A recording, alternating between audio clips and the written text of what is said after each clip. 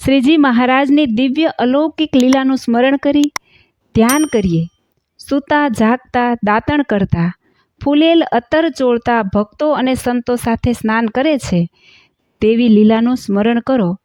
ભગવત સ્મરણનો અદ્ભુત મહિમા છે. શ્રી કૃષ્ણ ભગવાન પણ ગીતાજીના અધ્યાય 8 શ્લોક 6 કહે છે, યમ યમ વાપી સ્મરન ભાવમ ત્યજત્યંતે કલેવરમ તમ તમે વેતિ કૌંતેય સદા તદ્ભાવ ભાવિત. हे कुंती पुत्र, शरीर त्यागते समय मनुष्य जिस भाव का स्मरण करता है वह उस भाव को निश्चित रूप से प्राप्त होता है. पंचाळानी लीला सांभळो, बहु मजा आवशे. एक वखत श्रीजी महाराजे पंचाळामां रंगोत्सव कर्यो. ते गाममां रबारी, भरवाड, आहिरनी वस्ती वधारे. तेओए उत्सवमां सेवा बहु सारी करी. तनतोड़ मेहनत करे छे. ते जोई प्रभुए कह्युं, तेओने श्रीखंडपुरी, दूधपाक ने बासुंदी, लाडू, जलेबी, साटा वगैरे सुंदर पकवान जमाड़ी राजी करीए. भरवाडने बोलावी वात करी. तुवाबंध गामने जमाड़वुं छे, तमे जे कहो ते जमाड़ीए. भरवाड बोल्या, लाडू, साटा जेवा पकवानमां शुं जमीए? ए तो अमने भावे नहीं. एनाथी पेट न ठरे. अमने वहालामां वहालुं भोजन शेलण छे. श्रीजी महाराजे कह्युं, शेलण एटले शुं? त्यारे झीणाभाઈએ कह्युं, ચોખા રાંધી તેમાં ઢીલો ગોળ ભેળવી ઘણું ઘી નાખીને બરાબર ભેળવે તેને શેલણ કહેવાય. એ સારામાં સારું ભોજન. ત્યારે શ્રી હરિએ કહ્યું, આ તો સહેલું ને સોંઘું છે. પછી શ્રીજી મહારાજે ગામમાં સાદ પડાવી સૌને જાણ કરાવી કે આવતીકાલે દુવાબંધ ગામને જમાડવાનું છે. પછી બધા માણસો જમવા આવ્યા. પંક્તિ થઈ. પ્રભુ પંક્તિમાં પીરસે છે. ખૂબ જમાડી તૃપ્ત કર્યા. ભરવાડ રાજી રાજી થઈ ગયા. પ્રભુના હાથનો પ્રસાદ થોડું જમવું હોય તોય ભર પેટ જમાઈ જાય. આનંદ આનંદ થઈ રહ્યો છે. શ્રીજી મહારાજે પૂછ્યું, જમવામાં કોઈ બાકી નથી રહ્યું ને?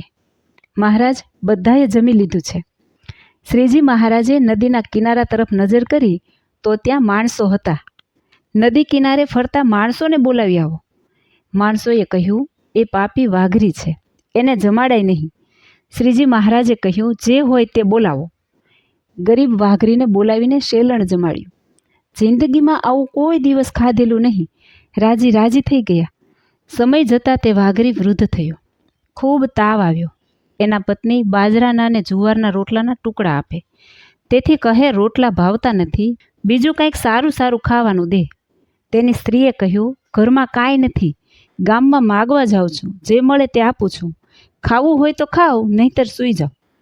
આવા શબ્દો સાંભળીને પંચાળામાં શેલણ જમ્યો હતો તે યાદ આવી ગયું.